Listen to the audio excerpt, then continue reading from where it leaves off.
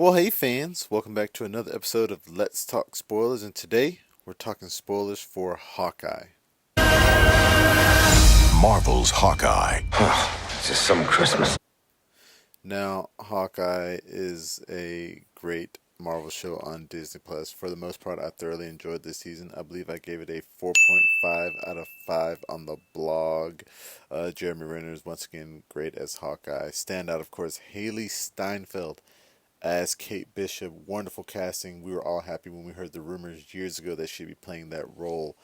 And the thing that's really good about this show is that there's no end of the world at stakes here. It is a very grounded Marvel show, and it is the closest they've gotten to making something similar to the Netflix series. And of course, talking about that, Wilson Fisk shows up in this show, played by Vincent D'Onofrio, same actor, same cufflinks. Is it the same Fisk? We don't know. We will find out eventually, I guess, to see if those Netflix shows are canon. Because as we all know, Charlie Cox did appear in Spider-Man No Way Home as Matt Murdock. He does not don the Daredevil costume, but he does catch a brick through a window. So these are the first two Marvel Netflix characters to come back over.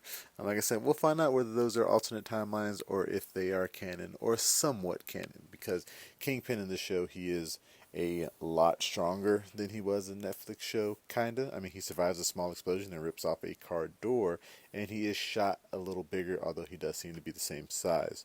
But the portrayal was fine. He basically is only a tease. We'll see if he appears in Echo or Hawkeye Season 2 if we get one, or if he appears in the Daredevil reboot like they say might happen on Disney Plus. We will see. But basically the show is about Kate Bishop and her admiration for Hawkeye during the Battle of New York that took place in Avengers. Her father, quote unquote, lost his life. He actually disappears. We never see him die. We never see a body. We don't know what happened to him.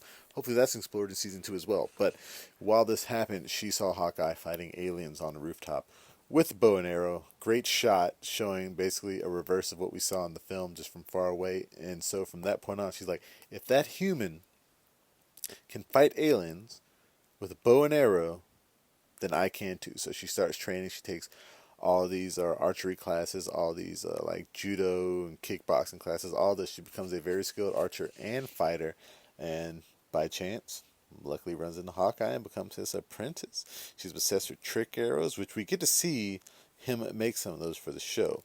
The Chekhov's gun of the boomerang arrow never happens. I think that is very weird. They talk about it all the time. You ever want a boomerang arrow?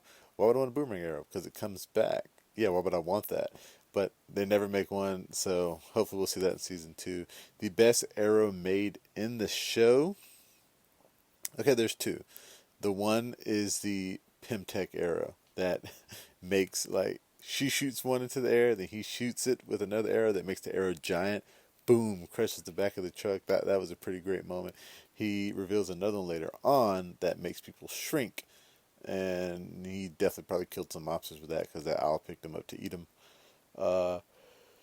But the plot of the show is basically Hawkeye's trying to get home for Christmas to be with his family, trying to tie up some loose ends with his Ronin persona that he took on during a blip where he was basically killing a lot of bad guys who he thought deserved it, and getting this watch back that was recovered from the destroyed Avengers facility in upstate New York.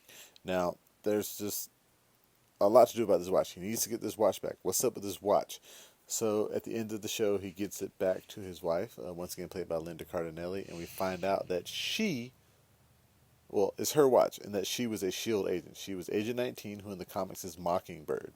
So this makes Tony Stark right. When he first saw her, he's like, she's an agent. And so, yeah, clearly they were both agents. She got pregnant, and she quit S.H.I.E.L.D., but he stayed on.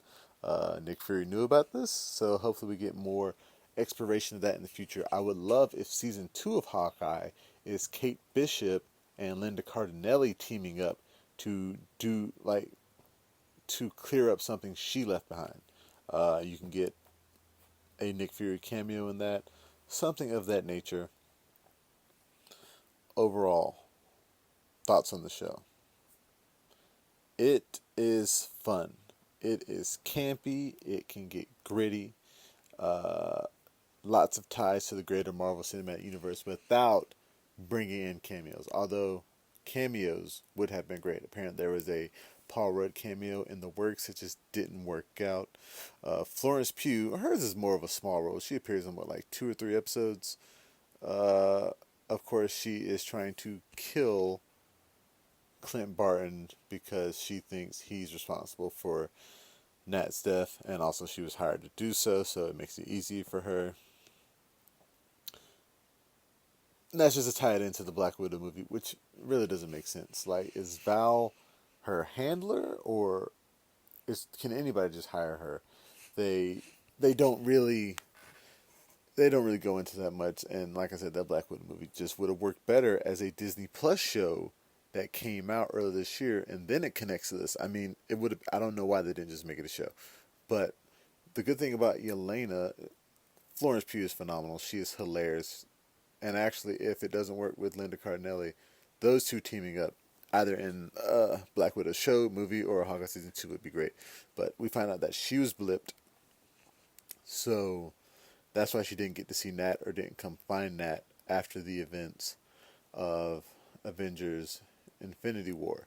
And that does make that line make more sense, where she says she has no family left and she needs the Avengers. So, it kind of makes it make sense. So, when she died, they were probably all blipped, most likely. So, but we get to see what it's like to be blipped, like from a person who's blipped perspective. We got Monica Rambeau's. She was asleep when it happened, so she just comes back and she wakes up. She's like, "Oh, what's going on?" But her, Yelena, she was in the bathroom, and then things just start feeling weird, and it looks like the water kind of freezes, and boom, she's just gone. And then she comes back. It was like a fraction of a second. Her, she's like, "What was that?" And then she notices like her vision adjusts. The room warps around her to catch up to the time that she was gone, and she runs out of the bathroom. And she's like, "Whoa, hey!" And then of course they tell her, "Yeah, you've been gone for 5 years." Another great thing about this scene, they find out one of her Black Widow friends who wasn't under the mind control stuff, whatever. So I guess not every Black Widow is under mind control, but she is a contract killer and she's married to like this rich guy. When Yelena comes back 5 years later, she talks about how her and her husband have adopted a child. Great continuity, because all Black Widows have their ovaries and uteruses removed, so therefore she could not give birth to a child and would have to adopt. I love that little note. It was a small scene, very well done. Kate Bishop's mom, played by Vera Farmiga, she does not show up as Madame Mass as we all thought, and great actress in a somewhat squandered role. I would have liked to see more of her and more of her relationship with her daughter. Maybe we'll see it in season 2. I feel like a lot of stuff we'll probably see in season 2. But another standout character, Timothy Dalton as Jack Duquesne? I forget. But in the comics, he's Swordsman. He's very funny, very lovable. He's the red herring throughout the entire show, and it's just very funny. The plot starts because his uncle is killed, and Kate thinks Jack did it, and of course he didn't. It turns out it was her mom, and she did it for the Kingpin. Who else shows up in this show? Okay, the Tracksuit Mafia and Echo. So Echo, played by, was it Alaqua Cox? She is the second deaf actress in the MCU, because Makari is also played by a deaf actress, and her character's deaf. But her character's deaf in Hawkeye as well, but she's also an amputee, so she is the first amputee. She's great in the show. She's getting her own spinoff. Can't wait to see what happens.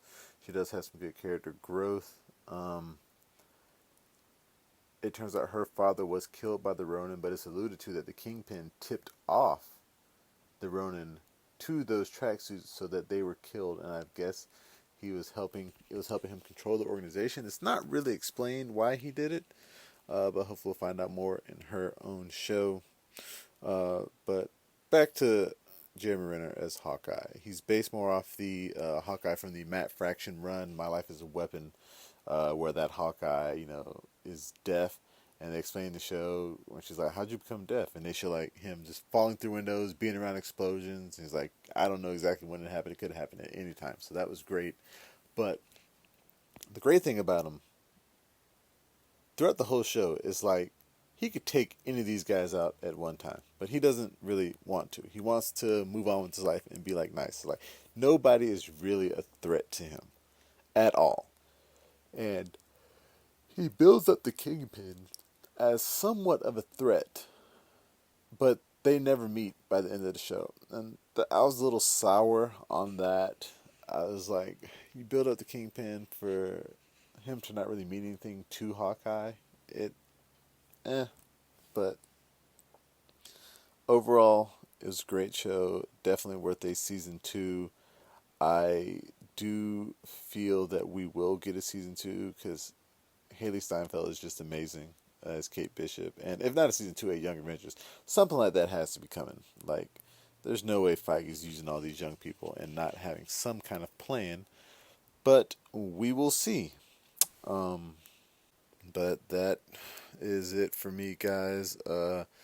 Remember, you can view this spoiler review on YouTube and the blog, flipfrogllc.com/flixfrog. You can find us on Facebook, Instagram, Twitter, and Reddit. And please, pretty please, everybody, hey, come here, listen.